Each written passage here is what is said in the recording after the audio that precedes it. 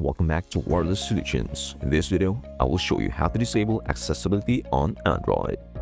Before that, here's what we will cover. Turn off accessibility features. Disable accessibility shortcut. Remove accessibility access from apps. Let us get started. Step number 1. Turn off accessibility features. Open the Settings app. Scroll down and tap Additional Settings. Then tap Accessibility. Select the feature that is turned on, like TalkBack, then toggle it off. Mine is turned off, so it is okay. Step number 2. Disable accessibility shortcut. Go to Settings, Additional Settings, Accessibility, Accessibility shortcut. If it is enabled, tap it and turn it off to avoid triggering accessibility features accidentally.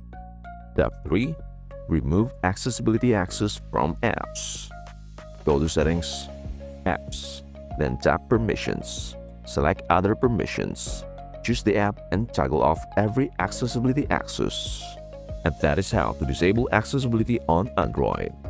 And hey, for disclaimer purposes, disabling certain accessibility features may affect usability, especially if they are required for navigation or visibility.